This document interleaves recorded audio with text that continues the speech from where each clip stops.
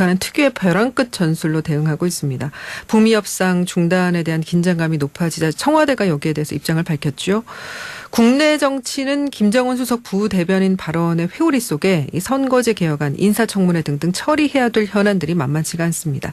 정치 구단 박지원 민주평화당 의원과 파워 인터뷰에서 이야기 나누겠습니다. 박 의원님 안녕하세요. 네, 안녕하세요. 박지원입니다. 네, 북한 최선희 외무성 부상이 북미 간 비핵화 협상을 이어갈지 핵 미사일 시험 유예를 계속할지 조만간 결정하겠다라고 했습니다. 이 말 어떻게 해석을 해야 될까요? 지금 하노이 정상회담 후 네. 미국에서 폼페이오, 볼튼, 비건 모두 북한에 대해서 비난 일색 아니에요? 예. 여기에 대해서 최선희 부상도 미국에 응답을 했다. 네. 그러나 지금 트럼프 대통령이나 김정은 위원장이 대화를 중단하겠다까지는 가지 않았기 때문에 지금은 북미 간 삿바 싸움을 하고 있다. 저는 이렇게 봅니다. 힘겨루기 하는 상황이다. 그렇습니다. 근데 북한이 갑자기 전국 규모의 방공훈련 시작했다고 하는데 이렇게 긴장감 유발하려는 의도 역시 그 삿바 싸움의 일환이다라는 말씀이신 거죠? 그렇게 미국 간보기 작전 아니겠어요? 그렇게 큰 의미를 두지 않습니다. 예.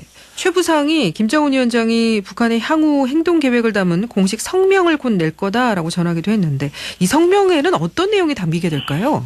글쎄요. 성명 그 자체가 곧 나올 것인가 하는 문제에 대해서는 트럼프 대통령도 최선희 부상의 기자회견 후 자제를 하고 있잖아요. 네네. 그래서 김정은 위원장도 저는 빠른 시일 내에 성명이 나올 것이다.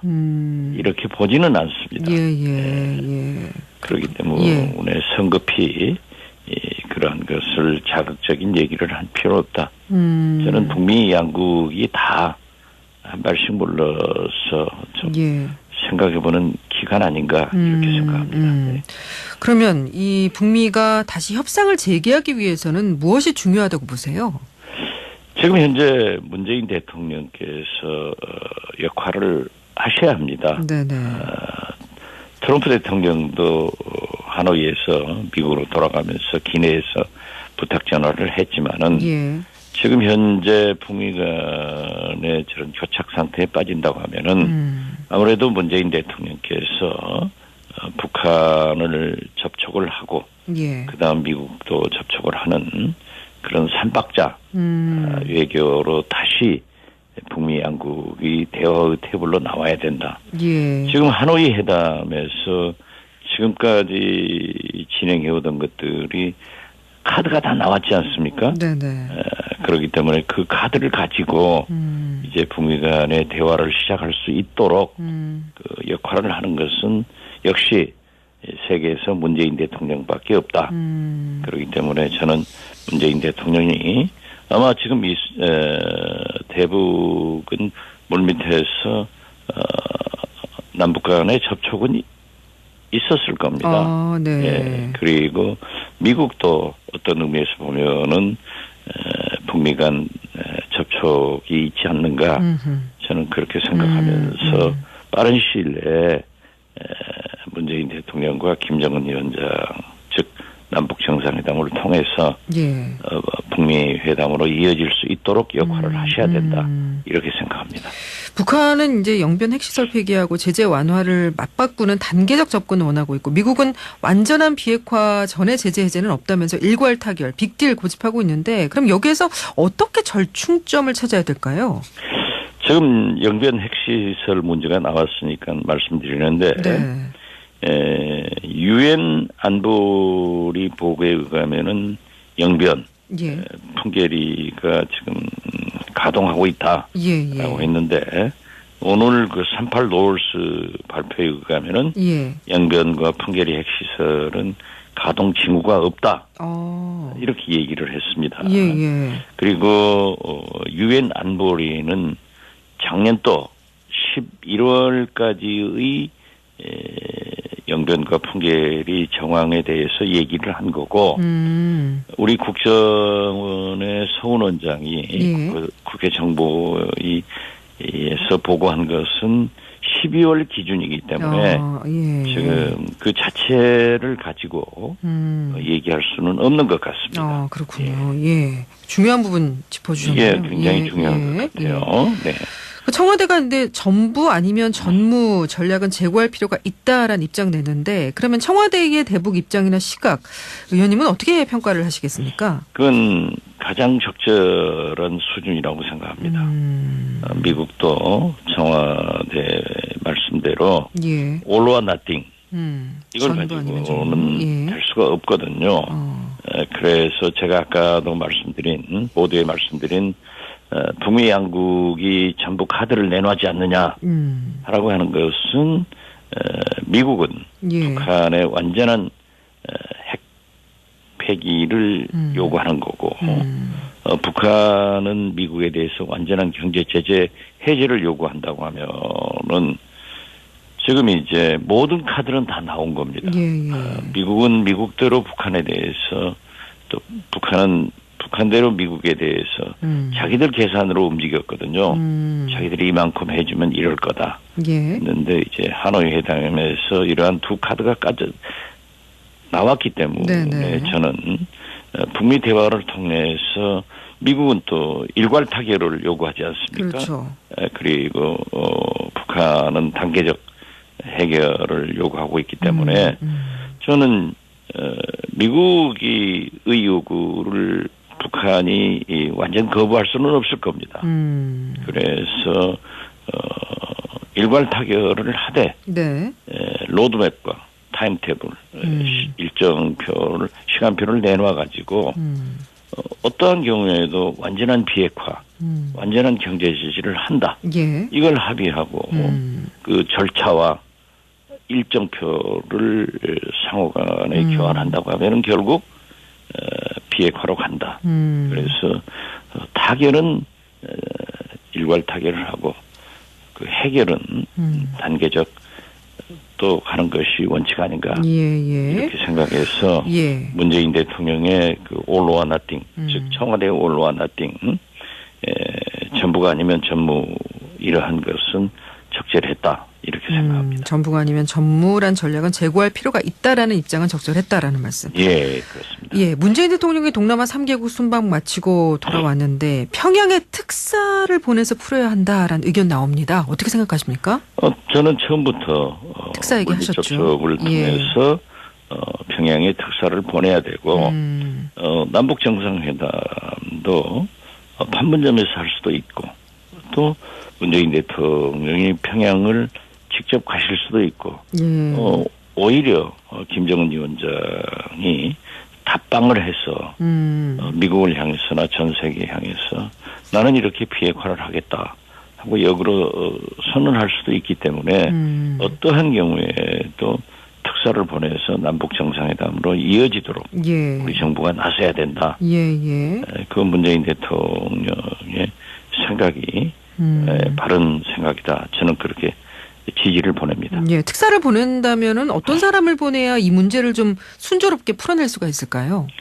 아무래도 지금까지 접촉해왔던 서훈 국정원장이 가장 적합한 인물이 아닐까. 그렇게 생각합니다. 예, 특사가 가면 정의용 실장과 공동으로 갈 수도 있고요. 네, 알겠습니다. 자, 정부의 대북 정책 관련해서 자유한국당 나경원 원내대표는 불만이 이제 상당히 많아 보입니다. 김정은의 수석 부대변인 발언이 상당한 논란을 갖고 왔습니다만은 그럼에도 불구하고 오히려 한국당의 지지율이 올라가는 건 이건 어떻게 해석을 할 수가 있을까요? 글쎄요, 반사 이익을 볼 수도 있는 문제고, 저는 나경원 대표의 국회 연설이 적절하지 못했다라는 생각에는 변함이 없습니다. 그렇지만은 민주당의 대응도 오히려 역풍을 맞았기 때문에 저는 지금 그 수석 대변인 발언으로 보수는 보수대로 뭉쳐가고 진보는 진보대로 뭉쳐간다. 이렇게 생각을 합니다. 어제 SNS에 진보 세력이 붕괴되고 있다라는 글을 올리셨어요. 저는 어제뿐만 아니라 예. 오래전부터 그러한 것을 지적했습니다. 지금 보수는 단결해 가는데 진보는 여러 가지 어려움으로 가고 있지 않느냐. 그렇기 때문에 저는 김대중 대통령께서 말씀하신 민주주의와 서민경제, 남북관계를 파탄나지 않고 특히 이 호남을 위해서도 진보 세력이 뭉쳐서 총선은 물론 정권 재창출에 박차를 가하도록 노력해야 된다 하는 것을 강조한 것입니다. 5가지 위기론, 북경 노적사라고 하셨는데 이게 무슨 얘기입니까? 이것도 제가 몇 개월 전부터 설사 북미 간에 합의가 되더라도 완전한 비핵화는 아니잖아요. 그런데 우리 국내에서나 미국에서도 완전한 비핵화를 원하고 있기 때문에 북 핵 문제로 남남 미미 갈등이 생길 것이다. 그리고 경제는 어렵고 도덕 문제도 크게 클로즈업 되면서 갈등이 노조 문제. 그렇죠. 적폐청산은 이미 피로증이 왔기 때문에 검찰에서도 수사가 종결된 것으로 알고 있습니다. 그리고 사법부의 국민적 불신이 높기 때문에 북경 무적사 이러한 쓰나미가 오고 있지만은 문재인 정부에서는 적절한 대책을 강구하지 못하고 있다. 그래서 대책을 강구할 수 있도록 촉구하는 의미에서 다시 한번 제 의견을 밝혔습니다. 그러면 좀 대안을 제시해 주신다면 지금 정부가 어떻게 해야 된다고 보시는 겁니까? 우선 경제 문제에 좀 노력을 해야죠. 누가 최저임금 인상을 노동시간 단축을 완전한 탈원전을 반대하겠습니까? 그렇지만 우리나라는 이미 10대 경제 대국입니다. 항공모함입니다. 이걸 그냥 탄력적으로 점진적으로 해야 될 정책을 공무포트처럼 확 돌아버리니까 빠져버린 거예요. 이러한 것을 좀 더 탄력적으로 적용할 필요가 있다. 그리고 북한 핵 문제 등도 우리가 철저히 중재자로서의 역할을 해야 된다 하는 여러 가지를 지적했을 뿐입니다. 개혁벨트, 개혁입법연대가 대안이라고 보시는 겁니까? 저는 그렇게 생각합니다. 문재인 대통령 취임 당시에 당시 민주당, 국민의당, 정의당 일부 무소속을 하면은 187석이 됐습니다. 이때 만약 연정을 했다고 하면은 지금 현재 세계에서 모든 입법이 과반수로 통과되는 게 국회인데 우리나라 국회만 국회 선진화법 때문에 3분의 2, 180석이 필요한 겁니다. 이러기 때문에 187석으로 개혁벨트를 구성했다고 하면은 법과 제도에 의한 개혁이 완수됐을 겁니다. 그렇지만 지금 현재 그러한 것이 이루어지지 않았기 때문에 사실 법과 제도에 의한 개혁은 거의 하나도 이루어지지 못하고 있는 거예요. 그래서 저는 지금이라도 5.18 관계에 대해서 166석의 의원들이 서명했거든요.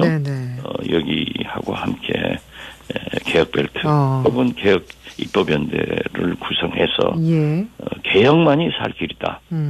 촛불혁명의 요구로 국민들은 국회 개혁 입법을 법과 제도에 의한 개혁을 요구하는데 아무것도 할 수 없기 때문에 문재인 정부 3년 차에 이러한 것이라도 해내자 하는 그런 면에서 저는 대안을 제시했습니다. 그러니까 지금 이제 꽉 막힌 국회, 유시민 이사장은 국정 운영 발목 잡는 자유한국당을 탄핵해야 된다라는 말을 했습니다. 이 발언에 대한 의원님 생각은 어떠세요? 글쎄요, 현실적으로 탄핵할 수는 없는 거고요. 아마 한국당이 발목을 잡는 것에 대해서 강한 규탄의 하나라고 저는 생각하지 꼭 탄핵을 해야 된다 하는 것으로는 해석하지 않았습니다. 예. 자유한국당의 국정운영 발목 잡아서 문제가 크다라는 어떤 과장된 표현인데 이 부분에는 동의를 하시나요, 의원님도? 뭐 야당이니까 발목을 잡는 것도 사실이죠. 그리고 무엇보다도 지금 현재 5.18 예.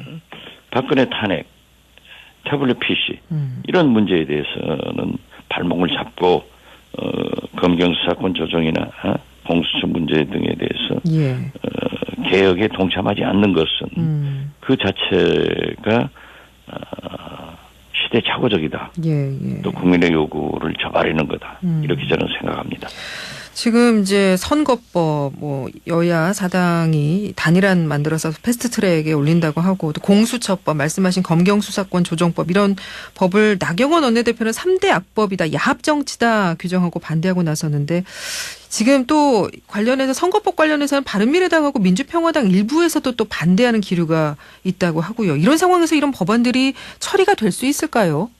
개혁 입법을 반대하는 것은 진짜 시대착오적이고요.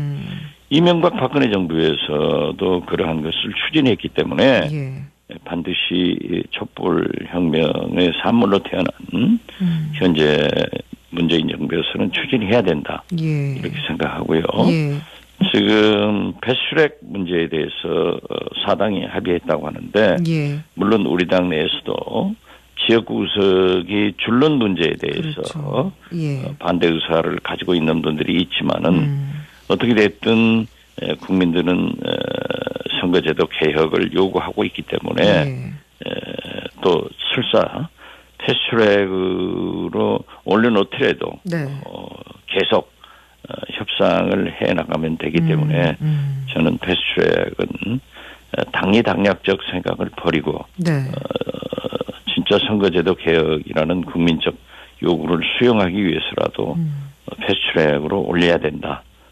그리고 거듭 말씀드리지만 계속 협상해 나가야 된다. 이렇게 생각합니다. 알겠습니다. 여기까지 말씀 나누겠습니다. 의원님 고맙습니다. 네, 감사합니다. 네, 지금까지 박지원 민주평화당 의원이었습니다.